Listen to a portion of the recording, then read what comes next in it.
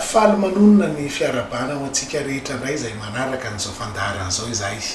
Ny pasteur Mahery Razafindralambo hatrany ao amin'ny fiangonana andro farany sy ny filazantsara no mbola mitondra ny fahasoavana ho anao androany. Ny fanahy masin'i Jesosy Kristy hatrany iny hitondra fahatakarana amin'ny tenin'Andriamanitra izay hoentina amintsika eto androany ary hitondra fahazavantsaina ihany koa. Iresakitsika androany ireo faminaniana ao amin'ny Baiboly izay andrasantsika satria afaka hitranga amin'izay zany zao manomboka amin'ity taona fa 324 ity. Ny resantsika voalohany aloha dia ny tempolon'ny Jiosy ao amin'ny Daniel toko 7:7 no misy an'ilay faminaniana. Ola hiteny hoe ary anorina fanekena ho herinandro amin'ny maro izy ary ampitsahatra ny fanatitra latsadra sy ny fanatitra hafa hatramin'ny atsasaky ny herinandro. Efa niresantsika foana fa faminaniana momba ny tempolo fahatelon'ny Jiosy io. Ity tempolo fahatelo ity araky ny efa niresantsika hatrizay dia tena efa eo andalam-pananganana azy ny Jiosy. Misy ny atao hoe Institut du Temple izay fikambanana misy an'ireo Jiosy maro tsy manao zany afa-tsy ny manomana ny fananganana nyity tempolo fahatelo ity. Efa nilaza izy ireo tamin'ny faran'ny volana septambra 2024 teo fa efa voafaritra ny toerana ho asiana ny tempolo fahatelo ary eo anelanelan'ny esplanady, anelanelan'ny moské anankiroa eo no isy an'izany tempolo fahatelo zany. Betsaka ireo Jiosy no nieritreritra hoe hopitehan'ireo moské silamo anankiroa ireo mba ananganana nyity tempolo fahatelon'ny Jiosy ity. Fanirinin'ny Jiosy fotsiny ihany zany fa tsy ho izany mihitsy no tanteraka satria rehefa nalefa tamin'ny fanany apôstôly Jaona ka nasaina nandrefa io tempolo fahatelo io dia milaza mazava ny Baiboly fa mbola eo ireo moské silamo anankiroa ireo. Ahoana no ahafahantsika milaza an'izany? Satria hoy ny teny ao amin'ny Apokalipsy toko 2:10 andinin'ny voalohany sy ny faharoa hoe ary nomena volotara tahaka ny tehana ka nisy nilaza tamiko hoe mitsangana ka refeso ny tempolin'Andriamanitra sy ny altara ary isao izay mivavaka ao. Fa ny kianja eo ivelan'ny tempolo dia avelao ihany fa aza mba refesina fa nomena ny jentilisa zany ka anitsaka ny tanàna masina 12 volana izy. Ny teny hoe anitsaka ny tanàna masina mandritra ny 12 volana ny jentilisa dia milaza fa mbola eo ireo moské anankiroa ireo ny Dôme du Rocher sy ny Al-Aqsa mandritra ny fahoriana lehibe satria ny teny hoe 12 volana dia 3 taona sy tapany farany izay fahoriana lehibe alohan'ny hatongavan'i Jesosy Kristy. Ankehitriny dia tena manomana fatratra ny fananganana nyity tempolo fahatelo ity Institut du Temple ity sy ny mpikambana ao anatiny. Efa voninao daholo ny fitaovana rehetra ampiasaina ao anatin'izany tempolo zany na ivelany na ny anatiny, ny pitsopitsony rehetra ilaina amin'ny fisoronana izay ho ataon'izy ireo, ny alitara varahana, ny tavy fisasan'ny mpisorona, ny akanjon'ny mpisorona, fandoroana didikazo manitra, ny fanaovan-jiro volamena, ny latabatra misy ny mofo aseho, fanaka tsy maintsy hita ao anatin'io tempolo io daholo zany rehetra zany. Efa misy koa zao ny fiofanan'ny mpisorona rehetra izay anao ny fisoronana ao anatin'io tempolo fahatelo io. Efa tena manao fanazara-tena ry zareo amin'izao fotoana izao manao ny atao hoe simulation zany hoe mianatra ny seremonia rehetra amin'ny pitsopitso ny fisoronana rehetra mila atao ao anatin'io tempolo fahatelo io.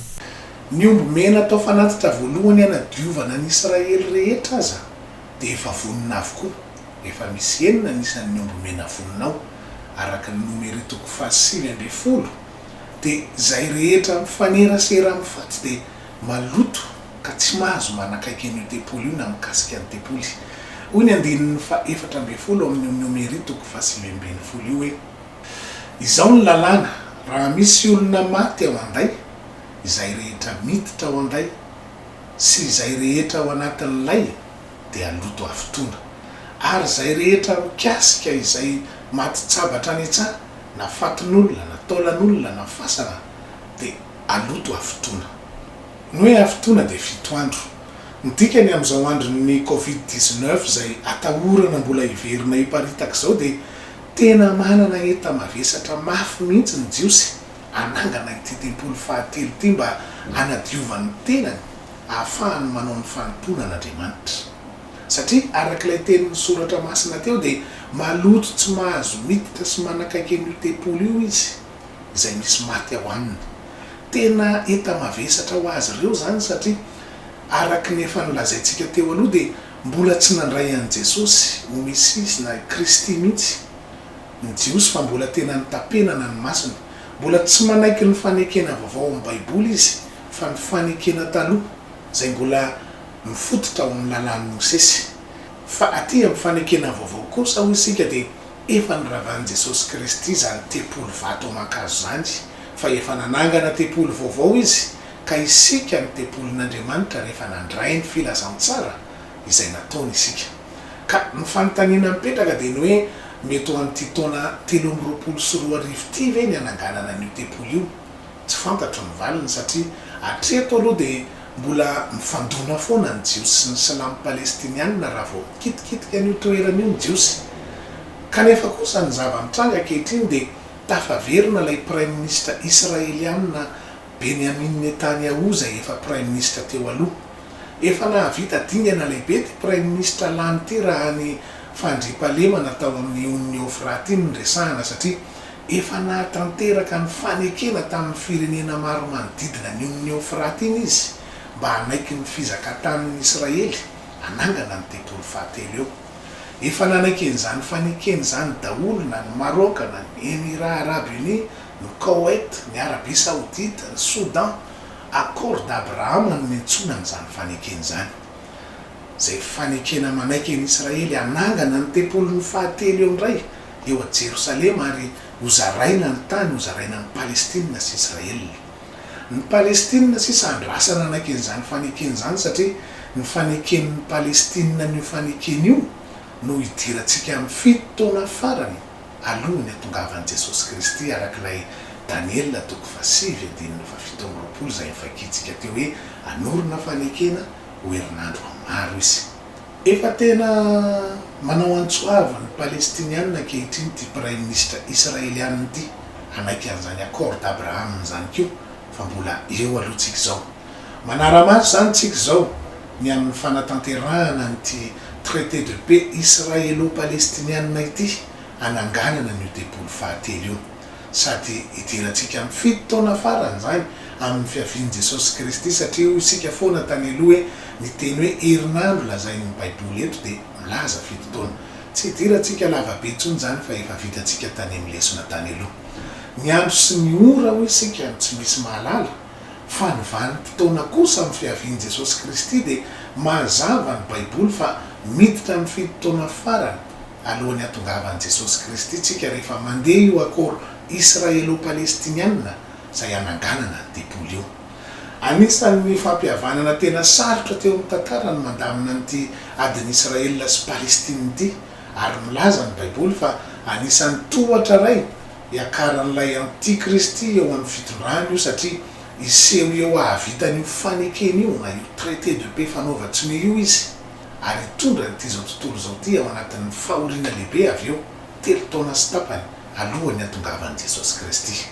Tena efa tena mavesatra ho an'ny Jiosy mihitsy ny tsy fahavitana n'ity tempolo fahatelo ity satria efa ho avy indray zao ny Covid-19 ary efa manangasanga any Chine io izy.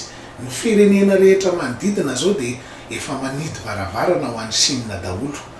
Raha ny tena ao anatin'ny fon'ny Jiosy dia tokony ho vita alohan'ny fahatongavan'izany Covid-19 zany ity tempolo fahatelo ity satria rehefa misy maty eo aminy io isika teo dia maloto mandritra ny hafotoana foana izy. Eta mavesatra tena man'ny Jiosy zany. Ho hitantsika eo ihany ny toyany. Ny faminaniana lehibe ho avy anankiray dia ny ady lehibe fahatelo. Ho resahantsika androany fa tena tongotra zany ady lehibe fahatelo zany. Tsy voalohany fa efa hatramin'ny ela ary efa nilazaintsika foana tany aloha fa mandrahona foana ny Israeliana ny Iraniana fa andaroka bomba nukleary azy ka ahafoana azy ho rayé de la carte mihitsy zany hoe tsy ho hita eo amin'ny saritany intsony Israely. Ankehitriny dia tena mamaivay ny toetra raha amin'ny Union Eufrate iny satria vao tamin'ny faran'ny taona 2024 teo dia izao ny zavatra mitranga. Eny an-daniny aloha ny amerikanina sy ny israelianina dia miray tendro efa tramin'ny ela ny firaisan'ny amerikanina sy ny israela ary voasoratra ao anatin'ny baiboly zany. Voasoratra tokoa ao anatin'ny baiboly fa ny amerikanina zay efa hitantsika tany aloha dia nielatra voromahery isika lazan'ny baiboly azy dia miaro foana ny israela izy ary hatrany anatin'ny fahoriana lehibe ka mandra-pahatonga ny Jesosy Kristy dia mbola hiaro ny israela foana ny amerikanina elatra voromahery. Ao amin'ny apokalipsy toko 12 dia milaza ilay vehivavy mitafy masoandro zay milaza ny firenen'ny Israela ny baiboly ka ny 14 dia milaza fa ao anatin'ny fahoriana lehibe farany io dia hiaro an'ilay vehivavy zay Israela ny elatra voromahery amerikanina. Hoy ilay teny hoe ary ilay vehivavy nomena elatra roan'ny voromahery lehibe andinany ho any anefitra ho any amin'ny fitoerany izay nitezana azy fetrandro ray sy fetrandro roa ary atsasaka ny fetrandro mba tsy ho hita n'ilay menarana izy. Milaza io fa manokana dia manokana mihitsy ny fitantanan'Andriamanitra ny Israela ao anatin'ny fahoriana lehibe ary mbola ho arovan'ny amerikanina elatra voromahery izy satria ny teny hoe fetrandro ray sy fetrandro roa ary atsasaka ny fetrandro dia milaza ny fahoriana lehibe izay ho avy. Dia manokana mihitsy ny traitement ataon'Andriamanitra aminy efa hitantsika tany amin'ny lesona momba ny Israela sy ny fanjakana rivotaona zany.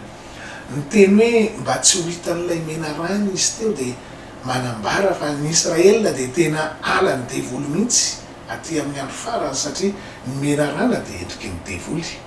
Ao amin'ny 7 ny teny dia manao hoe ilay menarana ela izay atao hoe devoly sy satana izay mamitaka izao tontolo izao. Hitantsika fa ny menarana zany dia devoly sy satana izay mampiasa ireo firenena manodidina hiady amin'ny Israela ireo. Ny devoly mantsy dia antisemita zany hoe makahala ny jiosy sy ny fombafomba ny jiosy rehetra dia izany mihitsy no mitranga amin'izao andro farany izao. Ary ilay antikristy izay hiakatra io dia tena antisemita ihany koa fa ho apetraka Andriamanitra amin'ny toerana manokana Israela ao anatin'izany fahoriana lehibe zany. Hitantsika foana fa tsy maintsy tanteraka amin'ny lavany sy ny saka ny tenin'Andriamanitra rehetra ao amin'ny baiboly. Ankehitriny ara dia mihamafana ny fifandonana misy eo amin'ny amerikanina sy ny israelianina andaniny ary ny iranianina sy ny mpomba azy izay antisemita rehetra no eo ankilany. Nanomboka tany amin'ny faraparan'ny taona 2022 teo ary no ny iranianina manao fandrahonana ny Israela foana nafoana azy tsy ao anatin'ny karta intsony dia niantso vonjy tamin'ny amerikanina ny israelianina ka dia tsy mijanona ny fiaramanidina mpidaroka bomba amerikanina sy israelianina manao sidina fanazarantena mba hanafika sy hidaroka bomba ny tobo nukleary iranianina ao anatanza ny anaran'ilay tanàna. Ndao alohany ejerentsika ny filazam-baovao amin'ity télévision LCI izay milaza an'izany ty. États-Unis et Israël, main dans la main, Margot, au chapitre militaire. Les deux pays mènent une action coordonnée, action commune en ce moment, et c'est parti pour durer. Oui, regardez ces images publiées par l'armée israélienne, une démonstration de force comme le font beaucoup de pays, mais celle-ci, son timing n'est pas anodin, puisque cette fois-ci, il s'agit d'un exercice conjoint entre Tsahal et l'armée américaine, où elles ont simulé des frappes aériennes sur l'Iran. Regardez le but annoncé par l'armée israélienne, tester les capacités de Tsahal en matière de collecte de renseignements, de recherche et de définition de cibles, parce que oui, Israël se trouve actuellement dans une position dangereuse et c'est pour ça qu'elle fait donc appel aux États-Unis, son allié de toujours, un appel à l'aide. La manifestation en Iran déstabilise la région et ça, on le sait, les renseignements israéliens avancent donc à l'aveugle, et ça, c'est toujours dangereux pour un petit pays comme Israël, alors que le territoire est menacé tout de même par beaucoup de groupes djihadistes dans la région. Regardez la position géographique d'Israël. Au nord, le Hezbollah, au Liban, soutenu par l'Iran. À l'est, la Syrie avec l'État islamique et les milices pro-iraniennes. Et puis au sud, l'Égypte avec les radicaux sunnites dans la péninsule du Sinaï. Et tous ont le même message, la libération du peuple palestinien et la destruction d'Israël. manomana fanafiana hidaroka bomba ny toby nucléaire iraniana ao anatao zany amerikanina sy ny israelianina. Ny antony dia mazava ho azy fa ny fanafihan'ny israelina ny tiany ataony tonga aloha satria raha taraiky eo izy dia ho voadaroka bomba ho raye de la carte mihitsy israelina. Ny filohan'ny état-major israelianina Aviv Koravi no nitarika ny opération rehetra manatanteraka an'izany fanafihan'izany ary opération Tsahal moa no natao anaran'ity fanafiana ny toby israelianina ity. Laza ity filohan'ny état-major israelianina ity fa efa vonona tsy misy fepetra hanatanteraka ny mission an'ity opération Tsahal ity. Dia ny andaroka bomba ny toby nucléaire iranianina ao anataonzy ary miandro baiko fotsiny sisa izy. Zany opération Tsahal zany ho izy dia ho tanterahana miaraka amin'ny vava ny fanafiana rehetra. Zany no mihetsy an-daniny momba ny Israelina sy ny Amerikanina amin'iny fanafiana iny. Fa etsekilany koa dia nanao fanambarana indray tamina télévision publika iranianina ny fanjakana iranianina. Nanambara izy ireo tamin'izany fa raha vao mianga io fanafiana Tsahal kotrehan'ny Amerikanina sy Israelianina andresantsika teo io dia 7 minitra ihany ho indray ny iranianina. 7 minitra ao aorian'ny miangan'ny avion anafika amin'ny Natanz. Ho ihany izy ireo dia efa voadaroka ibomba ary tsy ho hita eo amin'ny saritany intsony Tel Aviv, izay renivohitra ekonomika sady tanàna lehibe faharoa ao Israelina. Toy izao ny fomba nanambarany izany tamin'io télévision publika iranianina io. Ce n'est pas la première fois que Téhéran menace Tel Aviv, mais l'avertissement est cette fois particulièrement détaillé, en jeu dans cette nouvelle tentative d'intimidation diffusée par la chaîne de télévision publique iranienne, les sites nucléaires de la République islamique. Si Israël les attaquait, il faudrait seulement 7 minutes avant le lancement des missiles des gardiens de la Révolution. Un premier tir, immédiatement suivi d'une seconde salve qui achèverait de raser Tel Aviv, capitale économique, deuxième plus grande ville d'Israël. Cette vidéo diffusée le 17 décembre a été signalée lundi par le groupe de surveillance Middle East Media Research Institute. Le présentateur y décrit la façon dont l'Iran répondrait à une attaque et détruirait en quelques minutes les cibles israéliennes. Supposons que les avions de chasse israéliens parviennent à atteindre le site nucléaire de Natanz en un seul morceau. Même s'ils parvenaient à quitter le ciel iranien en toute sécurité, la question est de savoir si, à leur retour, il y aurait encore une base où ils pourraient atterrir. Ndao atao hoe ahavita hidaroka bomba nucléaire ny tobinay ao anatanza tokoa ary ny Amerikanina sy ny Israelianina. Dia hoy ity fanambarana ity hoe na dia ahavita hiverina hitododohany amin'ny Israelina ireo avion ireo dia tsy piany tsara eto hoe raha izy zany dia ny fanontaniana mipetraka ho izy dia ny hoe mbola hita toby hipetrahana ve izy ireo amin'ny fiverenany. Mazava ny tiany olazaina fa te ilaza izy hoe ahavita ny Israelina ho raye de la carte amin'ny bomba nucléaire Iran alohan'ny hiverenan'ireo avion israelianina ireo any amin'ny toby hiverenany iray. Hitatsika amin'izany fa tena mangotragotraka be mihitsy zao ty ady nucléaire izay manangasanga ao amin'ny ominy Eufrate ity. Tena voageja manodidina tokoa araka ny fanambaran'i Jesosy Kristy azy mantsy Israelina amin'izao fotoana izao ary tena sarotra dia sarotra ny toerana ara-jeografika misy azy. Tanàna kely Israelina kanefa dia tena alan'izao tontolo izao manodidina azy.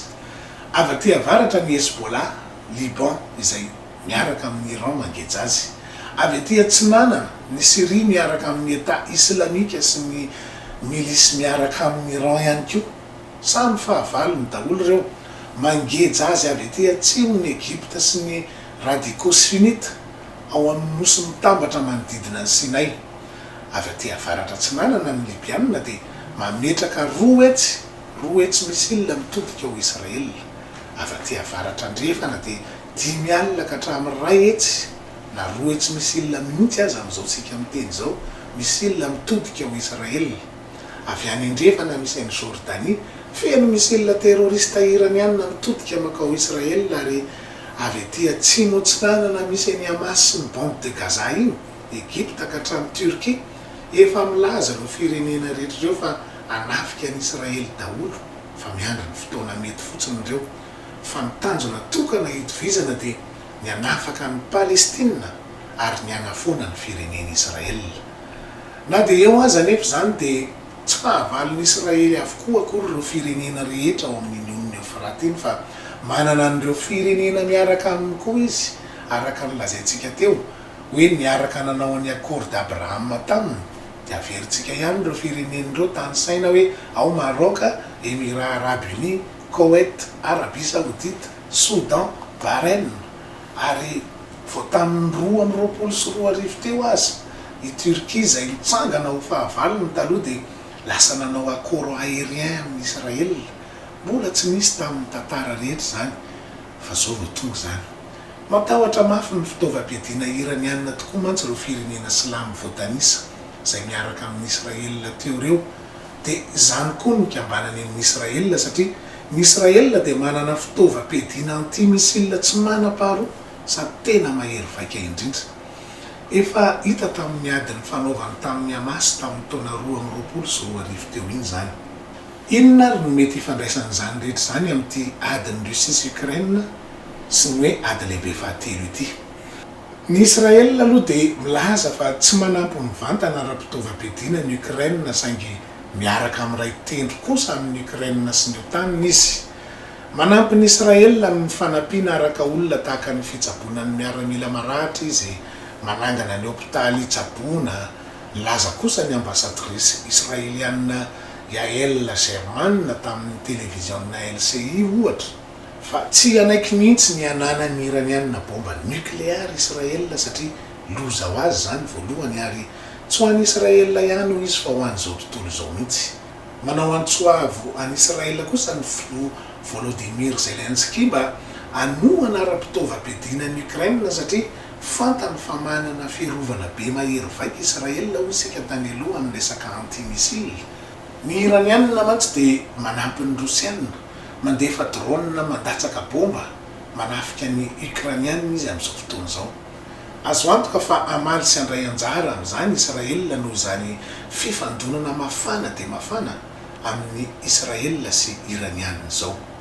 Tena efa mangotragotraka be mihitsy isika teo amin'ny Eufrate iny satria araka ny hitantsika teo zany dia manana ny ankolafy miaraka aminy ao amin'ny Eufrate ny Israeliana sy ny Amerikana etsy andaniny ary ny iraniana sy ny Rusiana etsy ankilany.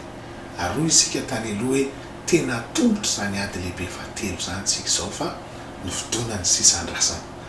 Raha araka ny soratra masina tokoa mantsy dia miainga ao amin'ity Eufrate ity io ady lehibe fahatelo io. Ao amin'ny Apokalipsy 7:17 no misy azy. Olay teny hoe ary ny anjely fahenina nitsoka dia nahare feo avy tamin'ny tandroky ny alitara volamena eo anatrehan'Andriamanitra nanao tamin'ny anjely fahenina izay nanana ny trompetra hoe vao ny anjely efatra izay mifatotra ny Eufrate ho ny lehibe. Io aloha no milaza fa ao amin'ny Eufrate na Moyen-Orient iny zany nipitika afo ahatonga ny ady izay nivahan'ny anjely efatra lehibe. Mazava ho azy fa devoly ireo anjely efatra lehibe ireo satria afatin'ny apatelon'ny olona eto ambonin'ny tany ireo. Zay ny lazain'ny Baiboly teo. Ny soavaly fotsy dia ny Europeanina miaraka amin'ilay mpamina ny sandoka lehibe nitarika ny religion mondiale ankehitriny izay efa nitsangana tao Kazakhstan tamin'ny septambra 2022 teo iny. Ny soavaly mainty dia ny Amerikanina izay firehana kapitalista ho isika tany amin'ny lesona tany aloha ary ny soavaly mena dia firehana communiste izay misy ny Rosiana sy ny Sinoa. Ny soavaly atsatra na ny maitso dia iny amin'ny Eufrate iny efa vonona daholo araka izany ireo mpisehatra rehetra hanapoaka nyity ady lehibe fahatelo ity. Iny andininy fahatiny ambin'ny folo hoe dia novahana ny anjely efatra izay voahomana ho amin'ny ora sy andro sy volana ary taona mba hahafaty ny hampahatelon'ny olona. Io teny io indray dia efa nahazavaintsika tany aloha fa mampiseho ny fahafoezan'ity ady ity. Milaza eto ny Baiboly hoe amin'ny ora sy andro sy volana ary taona ny fotoana impoahany ary rehefa nipoaka izy dia hahafaty ny hampahatelon'ny olona. Ny hoe andro sy volana ary taona dia milaza daty voahomana hoy ny teny teo. Rehefa milaza daty sika dia milahatra eo ny andro, volana, taona. Milaza daty ray ny voahoman'Andriamanitra io zany ka rehefa tonga ny ora ray amin'io daty io izay Andriamanitra ihany no mahalala azy dia horingana ny hampahatelon'ny olona eto ambonin'ny tany. Raha 20 miliara tsika izao dia 2,9 miliara zany no horingana ao anatin'ny ora vitsy monja. Tsy maintsy ady nucléaire vao mahavita an'izany fandravana lehibe toy izany. ary raha vakitsika ny toyany dia tena milaza ady nucléaire mihitsy ny apôstôly Jaona hoy ny 9:7 hoe ireo loza telo ireo dia niafy sy ny setroka ary ny solofara izay nivoaka avy tamin'ny vavany nahafatany apatelin'ny olona fa ny herin'ny soavaly dia eo amin'ny vavany sy ny rambony fa ny rambony dia tahaka ny mena rana sady manandoka ireny ny netiny mampahory. Miresaka ny baiboly eto fa ny rambony dia tahaka ny mena rana mivoaka setroka sy solofara. Mino fa porta misy salasala amin'izao no hitan'ny apôstôly Jaona tamin'izany. Ny apôstôly Jaona mantsy dia azo antoka fa tsy mbola nahita na dia tafondro azy satria tsy mbola nisy tamin'ny androny izany fa nentin'ny fanahy taty amin'ny andro farany izy ka nanehoana sy napahitana ny zava-misy rehetra talohan'ny fiavian'i Jesosy Kristy. Dia mazava ho azy fa izay zavatra nisy tamin'ny androny no nilazany ny zavatra hitany. Mena rana mivoaka setroka sy solofara ny lohany sy ny rambony izy. Zany rehetra zany napahitana ny Jaona rehefa tonga eo apoditra izany tsika izao ry havana. Efa tena io manangasanga io izy trompetra fahaenina ady lehibe fahatelo. Efa naneno avokoa ny trompetra dimy voalohany izay efa niarahantsika tamin'ny lesona hoe trompetra fito fa apoditra ty trompetra fahaenina ity zany tsika izao. Ny trompetra fahafito ny fahatongavan'i Jesosy Kristy izay akan'ny fiangonana rehetra hitsena azy eny amin'ny rao lanitra sy hitodiany indray amin'ireo jiosy izay tsy nahalala azy ho mesisy tsy nandray azy ho Kristy. Mety ho tanteraka amin'ity taona ity ara ve 324 ity ve zany io ady lehibe fahatelo io? Tsy fantatro ny valiny fa raha ny zava-misy nolazaintsika rehetra teo dia miara-manaiky angambontsika fa afaka no tanteraka zany na dia raha pitso ihany azy satria efa vonona daholo isika ny mpisehatra rehetra amin'izany ady zany na ny olona na ny fitaovana. Tsy fantatra zany aloha izay andeha alohana ny ady lehibe fahatelo ity na ilay tempolo fahatelo ny resantsika teo aloha satria tsy milaza mivantana mihitsy ny baiboly an'izay filaharany fa ny zavatra lazainy ny baiboly dia apokalipsy 7 ny ady lehibe fahatelo, apokalipsy 10 ny fahoriana lehibe izay 3 taona sy tapany fotsiny faharetany ary apokalipsy 1:20 kosa Jesosy Kristy ny tonga.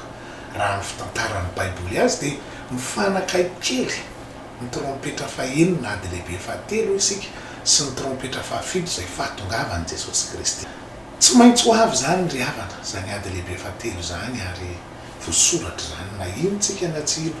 Tsy faminanian'olombelona zany na faminaniako fa faminanian'Andriamanitra zany. Efa tena faratapony loatra ny faharatsin'ny olombelona amin'ny fifamonoan'olona amin'ny ady hatramin'izay.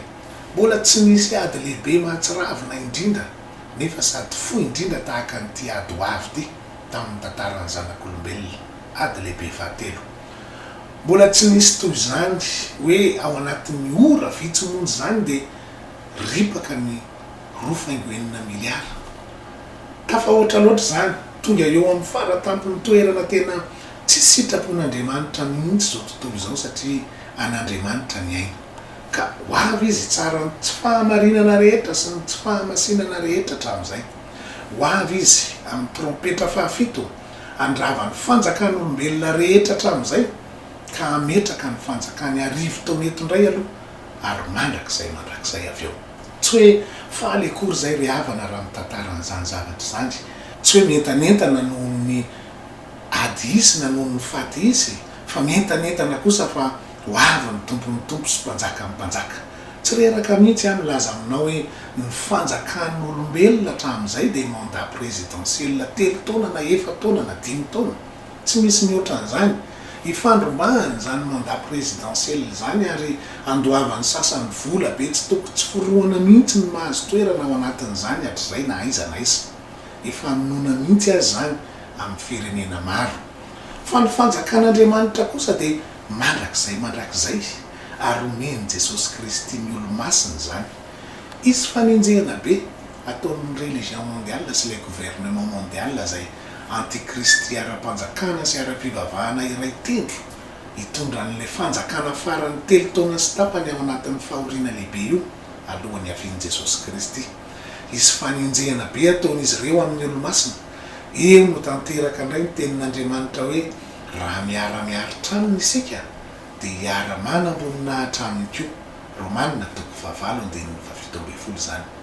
lazan'izany koa ny Daniel toko fafito dia ny faraiky amby roapolo sy ny faharoa amby roapolo hoe mbola mijery any ary zany tandroka izany nanoto ny olo-masina ka naharesy azy ambara-piavy ny fahagola ka nomena rariny ny olo-masina ny avo indrindra ary tonga ny fotoana nahazony ny olo-masina ny fanjakana. Hitatsika fa ny olo-masina no azo ny fanjakana mandrakizay hoy ny 9:20 hoe nefa ny olo-masina ny avo indrindra no nahazo ny fanjakana ary anana ny fanjakana mandrakizay alao valo. Tsy nofinofy zany ry havana fa tsy maintsy tanteraka ary tsy hoely zany atombotra ny andro afaka ho izasy anao zany olo-masina zany. Ny any anjarako sy ny anjaranao zany dia miady mafy mba ho tonga olo-masina satria hoy Jesosy Kristy hoe midira mivavahady eto ianareo fa lehibe ny vavahady ary malalaka ny lalana izay makany amin'ny fahaverezana ka maro ny miditra any. Fa eto ny vavahady ary tery ny lalana izay makany amin'ny fiainana ka vitsy ny mahita azy. Raha mbola malalaka ny lalanao androany, mbola afaka manao izay tiany nofinao atao ianao dia mbola tsy lalana makany amin'ny fiainana zany arak'ilay teny teo.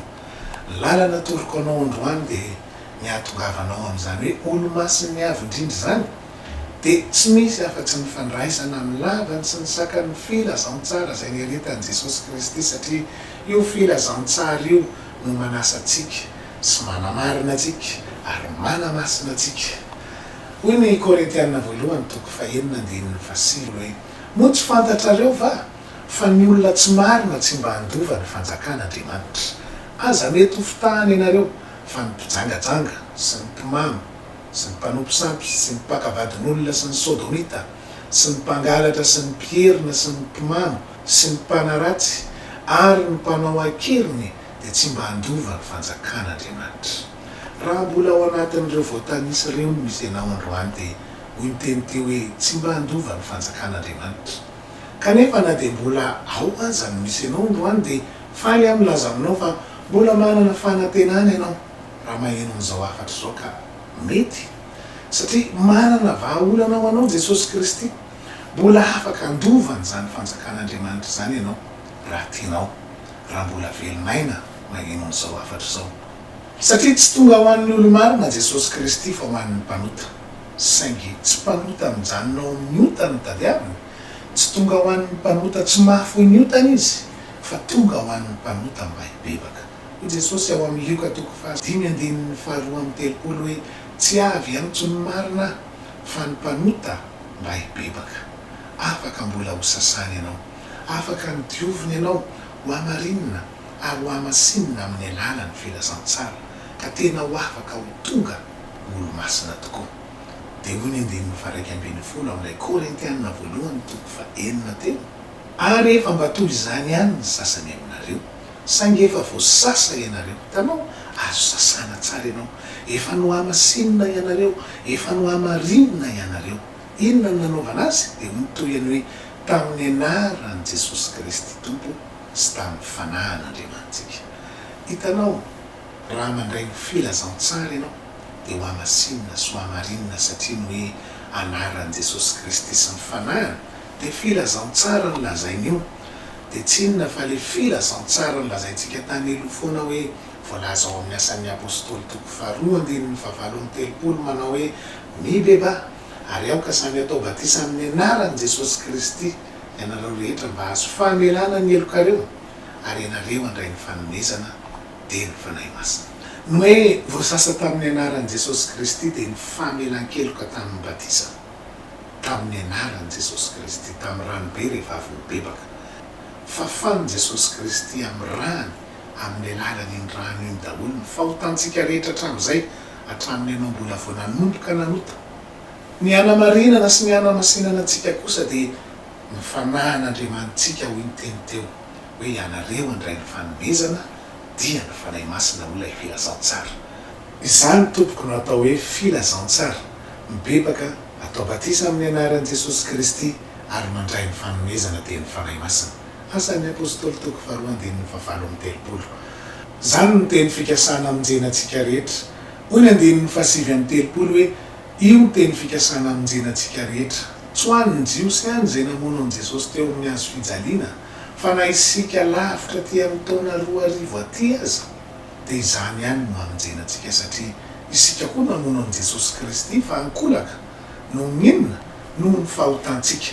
Hoy ny Korintiana 1:5-7 hoe Kristy maty no ny fahotantsika araka ny soratra masina. Rehefa tonga Jesosy Kristy dia io filazantsara io no jerena eny amintsika hoe nanaiky nandray an'izany ve isika. Hoy ny Tesalonianina 2:2, hoy ny Tesalonianina 2:1-7 sy ny 9 tapany 2 hoe raha iseho Jesosy tompo avy any an-danitra mba amin'ny anjeliny heriny, amin'ny afo midedadeda, amaly izay tsy mahalala an'Andriamanitra sy izay tsy nanaiky ny filazantsara ny Jesosy tompontsika. Sy izay tsy nanaiky ny filazantsara ny Jesosy tompontsika. Tapitra indray ary ny fandaharantsika androany.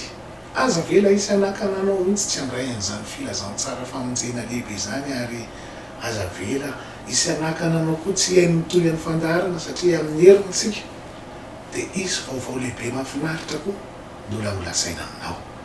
Veloma tompoko.